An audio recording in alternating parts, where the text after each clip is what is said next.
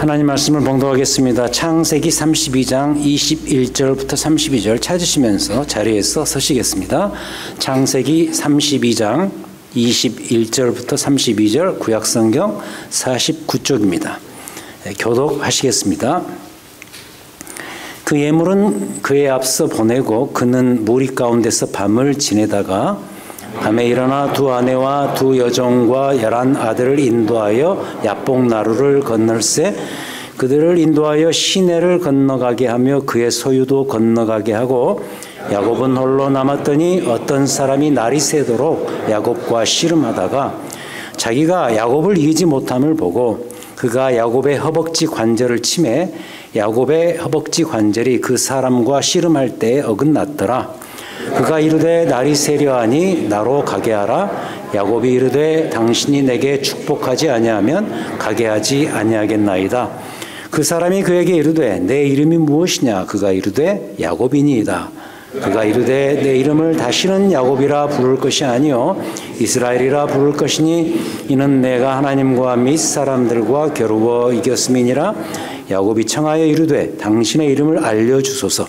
그 사람이 이르되 어찌하여 내 이름을 묻느냐 하고 거기서 야곱에게 축복한지라. 그러므로 야곱이 그곳 이름을 브니엘이라 하였으니 그가 이르기를 내가 하나님과 대면하여 보았으나 내 생명이 보존되었다 함이더라. 그가 브니엘을 지날 때 해가 돋았고 그의 허벅다리로 말미암아 절었더라. 그 사람이 야곱의 허벅지 관절에 있는 둔부의 힘줄을 쳤으므로 이스라엘 사람들이 지금까지 허벅지 관절에 있는 둔부의 힘줄을 쳤습니다. 아멘. 앉으시겠습니다.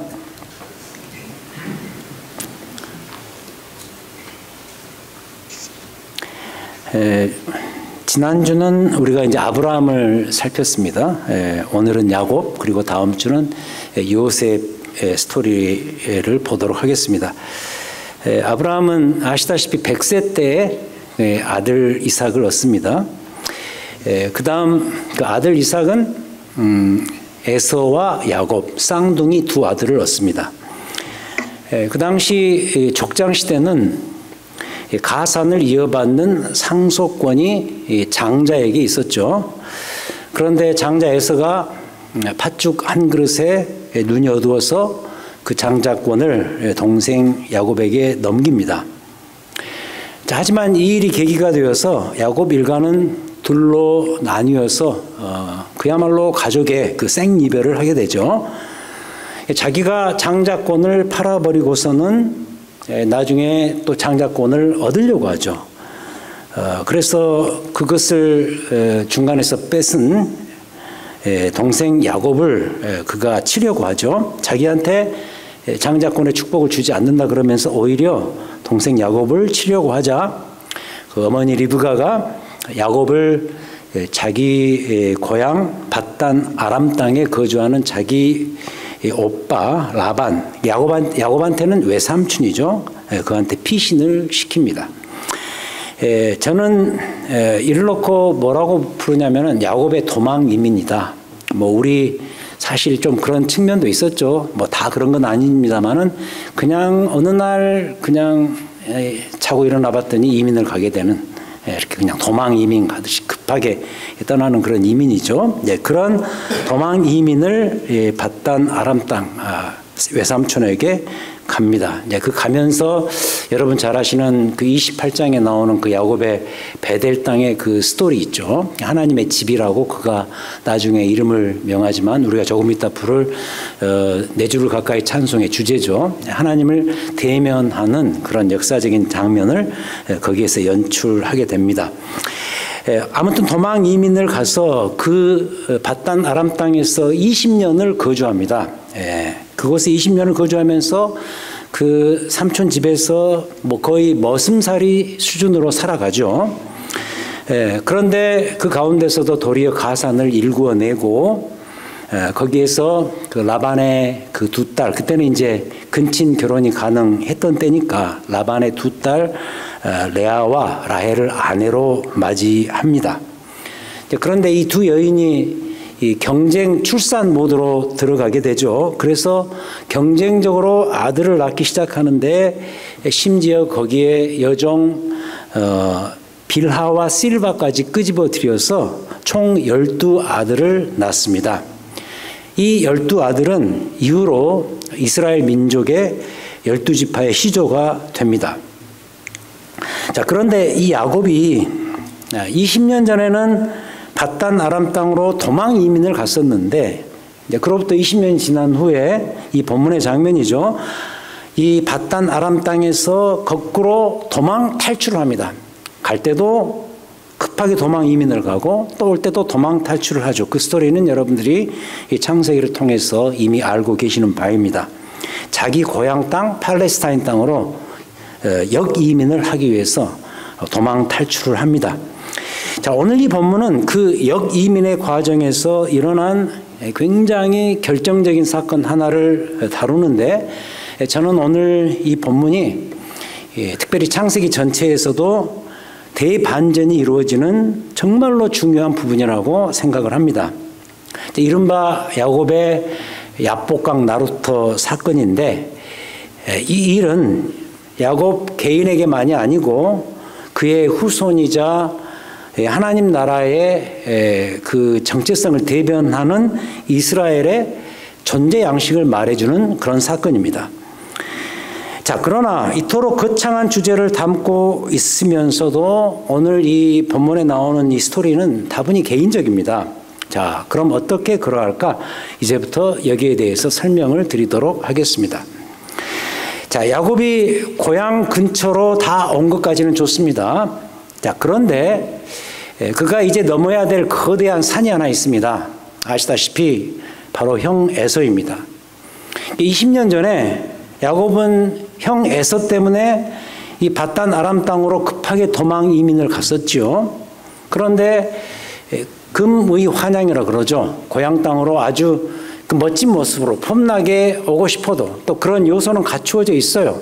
많은 재산이 있고 그리고 많은 자식들이 있고, 그래서 금의 환양을 하고 싶어도 이 무서운 형이 자신을 칠까 봐 이미 겁이 나 있는 그런 상태입니다. 이 본문의 야복강 나루토 사건은 이 두려운 형을 만나기 전날 밤에 벌어진 일입니다. 아시다시피 야곱은 정말 치밀한 사람이었습니다. 특별히 그의 치밀성이 이 대목에서 유감없이 발휘되는데, 야곱은 형 에서를 대면하는 것이 너무도 두려워서 재산과 가족들을 이미 강 건너편으로 보내죠. 오늘 말씀 21절, 그 예물은 그에 앞서 보내고 그는 무리 가운데서 밤을 지내다가, 22절, 밤에 일어나 두 아내와 두 여종과 11아들을 인도하여 야복 나루를 건널세 그들을 인도하여 시내를 건너가게 하며 그의 소유도 건너가게 했다. 치밀하게, 너무 두려워서 자식과 재산을 이미 앞서 보내고 이제 홀로 남았습니다. 자, 그런데 갑자기 한 사람이 나타나서 그와 싸우려고 덤벼드는 것이죠. 24절, 야곱은 홀로 남았더니 어떤 사람이 날이 새도록 야곱과 씨름하다가, 25절, 자기가 야곱을 이기지 못함을 보고 그가 야곱의 허벅지 관절을 칩니다. 야곱의 허벅지 관절이 그 사람과 씨름할 때 어긋났다, 이렇게 기록합니다. 자, 이 부분을 많은 사람들이 그의 어떤 열렬한 기도로 영적으로 해석을 합니다만 저는 그렇게 생각하지 않습니다. 글자 그대로 UFC, 격투기 수준의 싸움이었습니다. 그래서 야곱의 공포심이 이 지점에서 극도에 달했던 것이죠. 야곱 입장에서 이 사람을 어떻게 생각했을까? 필경 형 에서가 자기를 죽이기 위해서 보냈던 자객으로 여겼을 것이다, 이렇게 추정합니다. 아무튼 그래서 야곱은 최선을 다해서 싸웁니다. 얼마나 온 힘을 다해서 싸웠는지 결국 야곱이 상대를 이깁니다. 자, 그런데 이로 인해서 야곱이 치명적인 부상을 입게 되죠. 허벅지 관절, 아마도 우리가 알고 있는 이 고관절, 이 부분이 어긋나서 그는 이제부터 절름발이 신세가 되죠. 오늘 말씀 31절에서 그가 분이엘을 지날 때 해가 돋았고 그의 허벅다리로 말미암아 절었다라고 말하고 있습니다. 이 사건으로 인해서 야곱의 그 치밀함 역시도 덩달아 부상을 입게 된 셈이겠죠. 자, 문제는 이 사람입니다. 이 사람이 누구였는가? 이 상대가 누구였는가? 자객이 아니었습니다. 에서가 보냈던 자객이 아니고 이 사람은 하나님이 보내신 사자였습니다. 근데 늦었지만 야곱이 그를 알아본 것이죠. 어떤 장면에서 그러한가? 25절에서 방금 읽었던 25절에서 야곱이 싸우고 나서 결국 허벅지의 관절이 그 사람과 씨름할 때 어긋났는데 26절에 보니까 그가 이르되 날이 세려하니 나로 가게 하라. 야곱이 이르되 당신이 내게 축복하지 아니하면 가게 하지 아니하겠나이다. 자, 이걸 보면은 알 수가 있어요. 이 문맥에서 우리가 알 수 있는 것은 늦었지만 야곱이 그를 알아본 거죠. 하나님이 보내신 사자로 알아본 것이죠. 그래서 간절히 붙들고 부탁을 합니다. 당신이 내게 축복하지 아니하면 가게 하지 아니하겠나이다. 그러자 어떻습니까? 천사로부터 새로운 종류의 축복을 얻게 되는데 그게 뭐냐면 창시 계명의 축복이다. 이름을 바꾸는 거죠. 27절.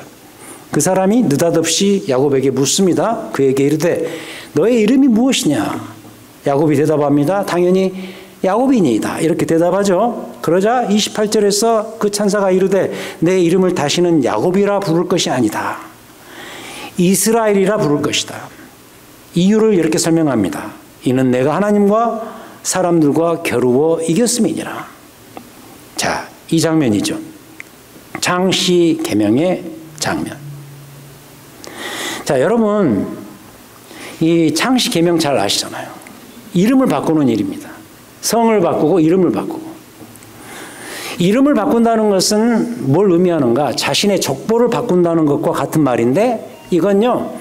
그 사람의 존재 양식이 바뀐다는 뜻이에요. 저도 미국 와서 이름을 바꾸지 않았겠습니까? 그칠 때가 됐는데. 네. 예. 저도 미국 와서 이름을 바꿨습니다. 김승에서 에스라 김으로 바뀌었습니다. 그래서 실제로 저는 미국에서 에스라 이름을 가지고 삽니다. 성경 속에 에스라 이름이 하도 좋아서 시민권 딸 때 이름을 김승에서 에스라 김으로 바뀌었습니다. 그래서 저의 이름이 공식적으로는 에스라 김입니다. 제 이름이 하도 숭해서 에스라 김으로 바꿨어요. 근데 아무튼 저길 가도 에스라, 여길 가도 에스라. 특히 미국 사람들 인내서는 에스라. 당연히 에스라. 여러분 우리 과거에 이런 말 많이 들었죠. 자식이 정말 못된 짓을 하고 부모 마음에 안 들게 하면 내 이름을 내 호적에서 파버리겠다. 뭐 이런 말 했죠. 얼마나 무서운 말인가. 이 말은 무슨 말이냐면 앞으로 너의 존재 양식을 내가 바꾸겠다. 이런 뜻이거든요. 자, 그런데 이름을 가지고 하나님이 야곱에게 도전한 이유가 정말 이 엄청난 일이 이날 밤 야복강 이 상황에서 야곱에게 일어났어요. 그 이유를 알아야죠. 왜 그랬는가? 이 창시 계명과 함께 이 일이 벌어졌는데 천사가 이제 말하죠. 아까 말씀드린 것처럼 이제는 야곱이 아니라 이스라엘로 부를 것이다. 무슨 말인가? 너의 이름이 뭐냐? 야곱이라고 대답할 때 어쩌면 그 야곱의 이름 가운데 야곱 스스로의 자신의 인생을 규명하고 바라볼 수 있는 그 채널이 아마 생겼을 거예요. 그러니까 속이는 자, 이 야곱에서 하나님을 이긴 자 이스라엘로 바뀔 것이다. 그래서 야곱의 인생 자체를 다시 말해서 그의 존재 양식을 함께 바꾸시겠다는 의미가 담겨져 있는 거죠. 특별히 여기서 이 단어가 중요하죠. 하나님을 이긴다. 도대체 하나님을 이긴다라는 게 무슨 의미일까? 한번 따져보세요. 정말로 이겼나? 야곱이 정말 하나님을 이겼을까? 아니라고 봅니다. 물리적으로는 이겼겠죠. 하나님 보내신 그 사자와 싸워서 이겼으니까 물리적으로는 이겼죠. 여러분 그 하나님의 천사 사자 그러니까 꼭 그 과거에 그 좀 죄송합니다만 그 동네 이발소에 그 날개 달린 천사 그림이 항상 있었잖아요. 그러듯이 이 천사가 무슨 날개 달고 나타난 천사처럼 보이는 그 천사가 아니라 그냥 글자 그대로 이 싸움꾼이었어요. 사람이었다고요. 근데 그를 물리적으로 이겼단 말이죠. 그러나 그게 진짜 이긴 것인가? 내면적으로나 본질적으로나 특히 영적으로나 야곱은 하나님께 이기지 못했습니다. 완패를 당한 것이죠. 그 증거가 뭐냐? 그의 다리 부상이죠. 여러분, 이 다리, 특히 이 고관절에 문제가 생겨서 그로 인해서 만약 전다면 사실 그거 하나로 내 인생이 얼마나 힘들어지는가 우리가 다 경험해서 해봐서 알잖아요. 다리 부상이 그 증거예요. 사실은 이긴 게 아니에요. 그래서 야곱은 앞으로 자기 다리를 절 때마다 하나님을 이렇게 기억하겠죠. 하나님, 맞습니다. 저는 하나님한테 그때 완패당했습니다. 이제 제 인생은 하나님의 것입니다. 이런 고백을 할 수밖에 없었다는 것이죠. 그래서 말씀드리는데 이건 우리에게도 적용되는 똑같은 이슈죠. 하나님 앞에서 이기는 인생이 되고 싶다면 어떤 인생이 되어야 되는가? 하나님께 져야 이기는 인생이 된다. 하나님 앞에서 우리는 절어야 사는 거예요. 다리를 절 때 하나님 앞에 오히려 하나님 앞에 이기는 인생이 될 수 있다는 거예요. 여러분, 세상에서 가장 불가능하면서도 가장 지겹도록 힘든 일이 하나 있다면 그게 뭘까? 우리 그리스도인들 입장에서 말씀드리자면 우리가 하나님한테 빡빡 우기고 하나님을 무시하고 하나님의 존재와 역사에 대해서 가볍게 취급하고 그렇게 살아간다면 이것만큼 우둔하고 비극적이고 씁쓸하고 힘든 일도 없을 것이다. 우리가 한 번 사는 인생인데 루저로 살고 싶지 않고 이기는 인생으로 살고 싶지 않겠습니까? 하나님 앞에서도 마찬가지입니다. 우리는 하나님과 사람 앞에서 이기는 인생이 돼야 돼요. 그러려면 여기 나오는 것처럼 하나님 앞에 대들면서 이기려고 덤벼들면 안 된다는 것이다. 이건 마치 뭐와 같냐면 여러분 박토 아시잖아요. 박토. 아주 그냥 말라 비틀어진 그런 땅. 돌이 많은 땅. 만약에 내가 농사를 짓기 위해서 씨앗을 뿌리기 위해서 땅을 갈아 엎는다면 땅이 가뭄 때문에 완전히 말라 비틀어져 있는 거예요. 그런 땅을 갈 때, 기경할 때 얼마나 힘이 듭니까? 하지만 대신에 캘리포니아의 그 3, 4월 즈음의 땅, 그런 땅처럼 그때는 땅이 비가 와서 물을 많이 먹은 상태여서 얼마나 촉촉합니까? 얼마나 갈기가 쉬운지 몰라요. 그런데 내 마음이 그런 촉촉한 땅이 아니라 박토처럼 마른 땅이 되어버렸다면, 특히 하나님을 향해서 그런 땅에 마음을 가지고 있다면 얼마나 인생이 힘들어지는가. 하나님께서는 자꾸 내게 쳐들어오셔서 나를 차지하려고 하시는데 나는 거기에 대해서 완강히 버티면서 하나님의 방문을 거부한단 말이죠. 어때요? 이것은 하나님을 이기려고 하는 일이다. 완전히 손해난 인생인 거죠. 그래서 이 기회에 다시 말씀드립니다. 하나님 앞에 지십시오. 그래야 이기는 인생이 되는 거예요. 하나님 앞에 지으십시오. 그래야 반듯한 인생이 되는 거예요. 그럼 하나님께 졌을 때 제대로 된 이기는 인생의 진정한 모습은 어떤 것일까? 그 모습을 우리가 봐야죠. 우리는 이 모습을 야곱이 맞이했던 새 아침에서 발견하게 됩니다.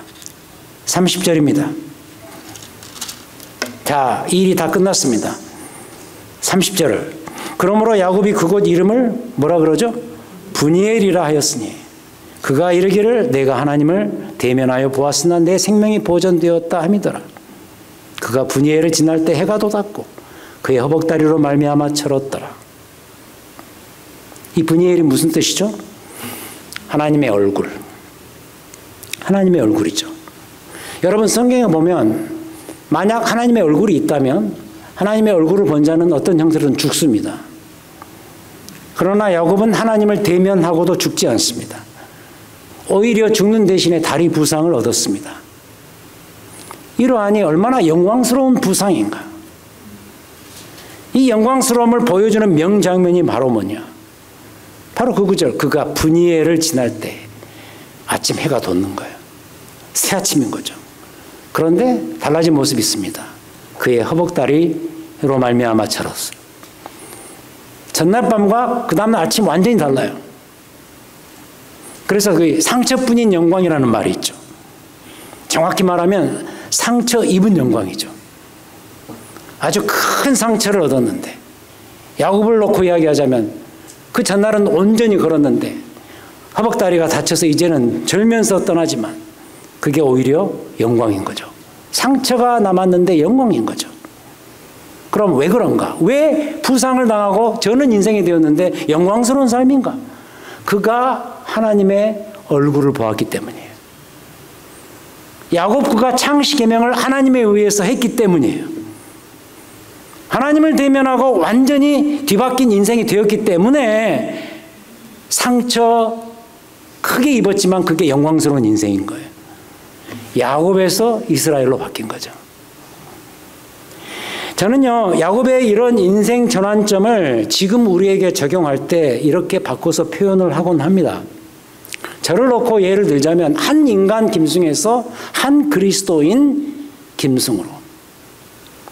하지만 이건 좋게 말해서 한 인간이라는 표현을 썼어요. 어떻게 보면 자연인이죠. 그냥 한 인간으로 태어난 거죠. 근데 알고 보면 우리 입장에서 보면 이 인간은 죄인 아닙니까? 저는 과거에 완전한 죄인이었어요.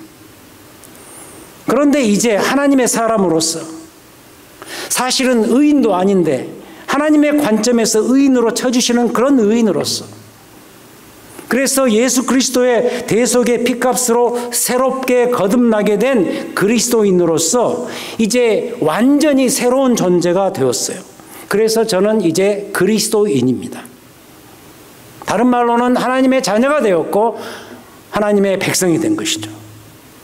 그래서 이 김승희도 여러분도 한 인간 야곱에서 하나님의 사람 이스라엘로 바뀌었어요. 그런 점에서 저도 여러분도 하나님을 이긴 거예요. 얼마나 놀랍고 영광스러운 일입니까? 그런데 사실 이게 더 중요합니다. 이 존재적 변화에는 더 놀라운 의미가 하나 담겨져 있어요.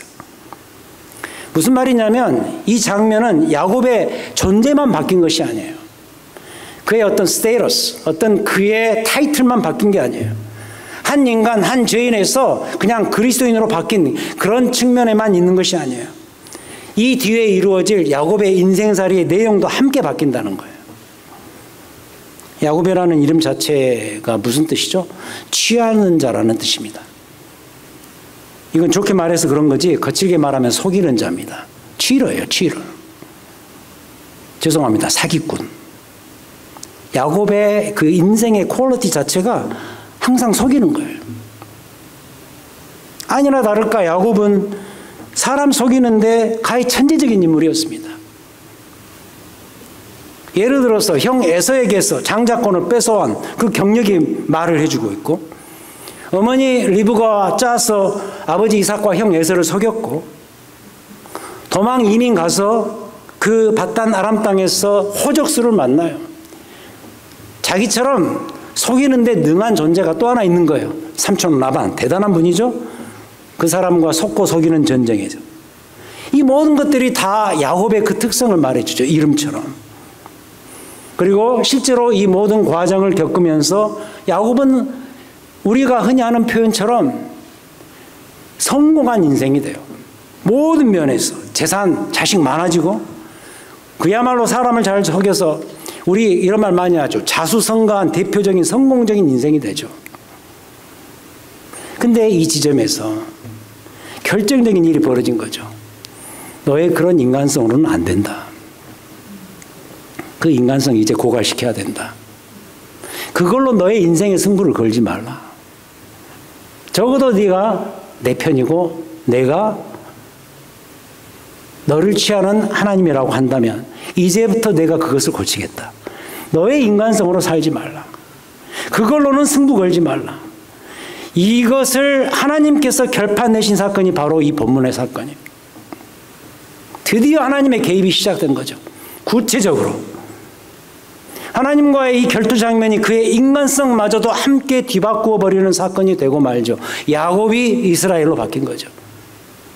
타이틀만 바뀐 게 아니라 인생살이의 내용 자체가 다 바뀌는 거죠. 그래서 이 뒤에 보시면 비록 이 뒤에 아들들한테 또 속임을 받아서 그의 인생이 그냥 그렇게 맞춰지는 것으로 보이지만 이 뒤에 이제 다음 주에 이야기하겠습니다만 야곱의 일가가 요셉의 그 인생 후반부의 승리로 말미암아 애굽으로 대이민을 가게 되는 그런 일들이 벌어지는 그 과정에서 야곱이 내 특성으로는 안 되는구나 내 인생이. 하나님께서 내 인생에 태클을 걸어오셔서 자기 사람으로 만들어 가시는구나라는 것을 그 남은 인생에서 다 보여주잖아요. 그리고 특히 그 마지막 부분에 가서 얼마나 웅장한 장면이 나옵니까? 야곱의 12 아들들을 다 축복하면서 하나님이 함께해 오신 인생이 무엇인가를 그가 다 정리하는 그 모습 속에서 바로 이 지점, 이 사건이 가져다주는 그 뒤에 긍정적인 후유증, 그게 다 그 열매가 다 보여주잖아요. 타이틀만 바뀐 게 아니라 내용이 바뀐다는 거예요. 그래서 저는 오늘 이 본문의 장면을 하나님의 침입이라고 부르곤 하죠. The invasion of God. 하나님이 야곱의 인생에 쳐들어오신 거예요. 야곱 인생에 쳐들어오셔서 그를 완전히 제압해 버리신 거예요. 과거의 야곱을 해체시키고 다 부셔버리고 야곱의 인생을 새롭게 리디자인하는 이런 장면. 야곱의 야복강 나루토 사건이죠. 근데 이 장면이 이건 구약 성경의 대표적인 장면이고 신약 성경이 또 있습니다. 여러분 잘 아시는 사도 바울의 변화입니다. 이른바 다메섹 도상의 변화죠. 사도 바울이 얼마나 이성적인 사람이었습니까? 야곱은 조금 약간 천박하게 사람 속이고 사기치면서 그렇게 살아서 이성적이라고, 그런 측면에서 이성적이라고 말할 수 있겠지만 이 사도 바울은 예수 믿기 전에 진짜 고상하고 탁월하게 이성적이었어요.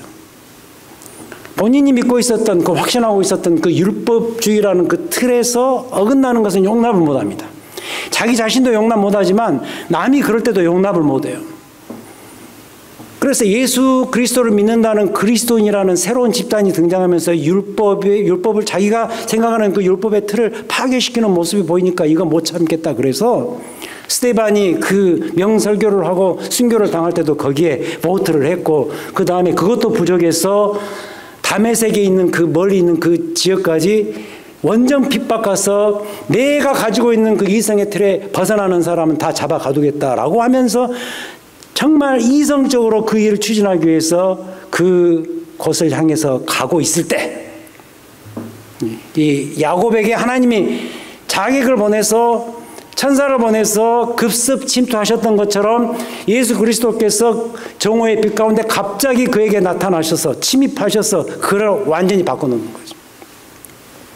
당신은 누구십니까? 네가 핍박하는 예수라.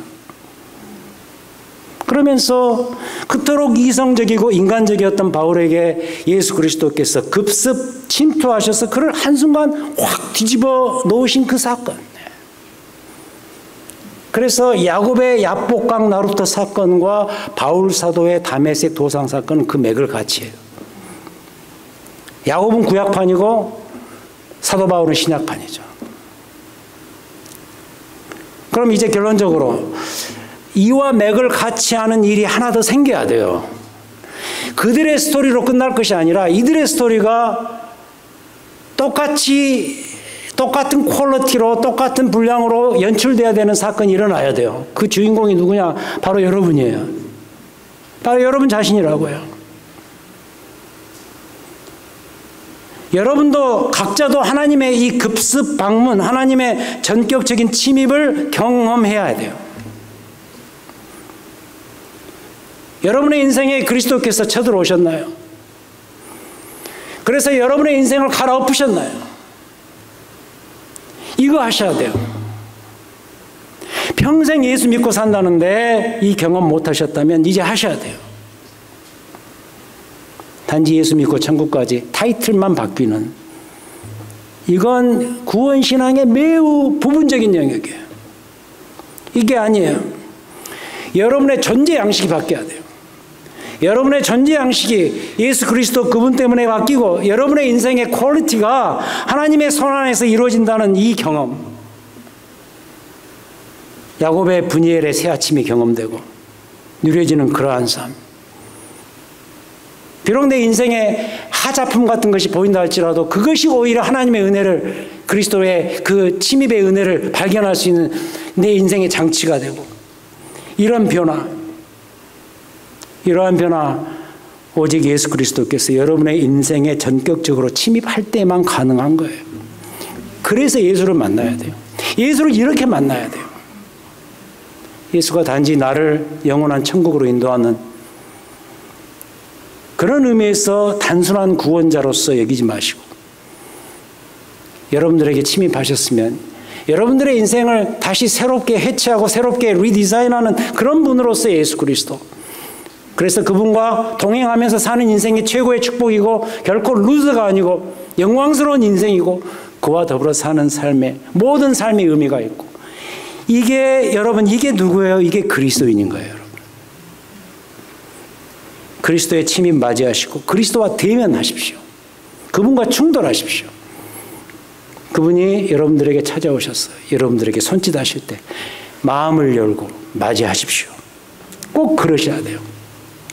이걸 위해서 여러분들이 예수를 믿고 신앙생활을 하고 지금 교회를 다니시는 거예요.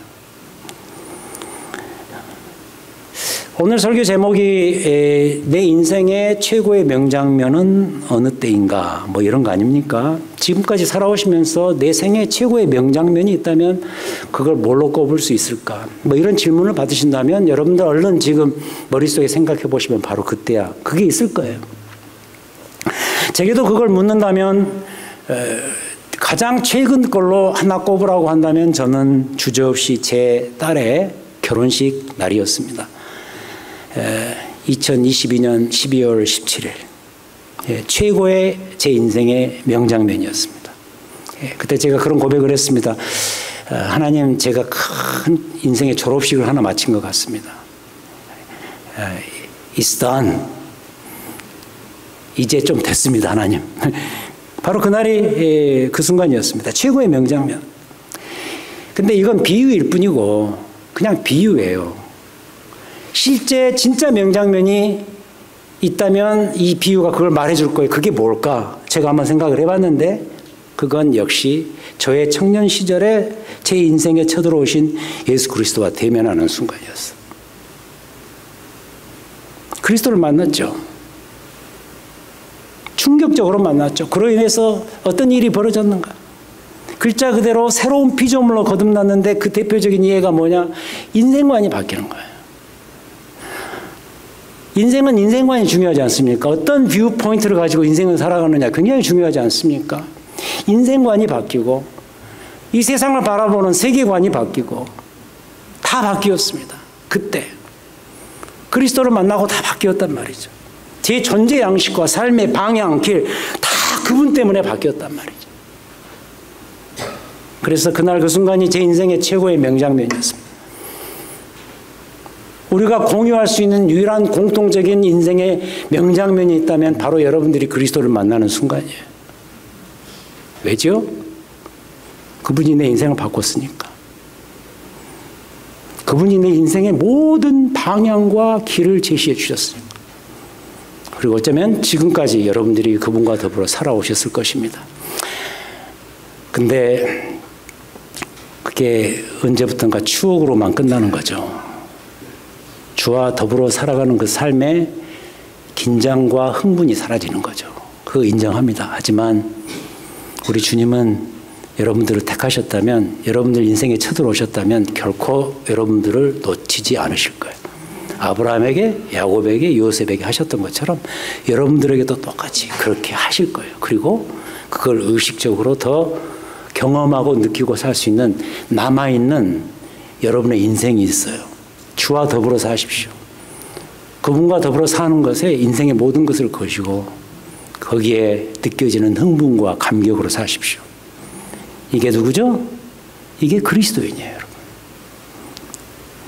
이런 그리스도를 만나는 순간, 그리스도와 대면하는 순간 여러분의 인생의 최고의 명장면이 되는 축복이 있으시기를 주의 이름으로 축원드립니다. 하나님 아버지, 맞습니다.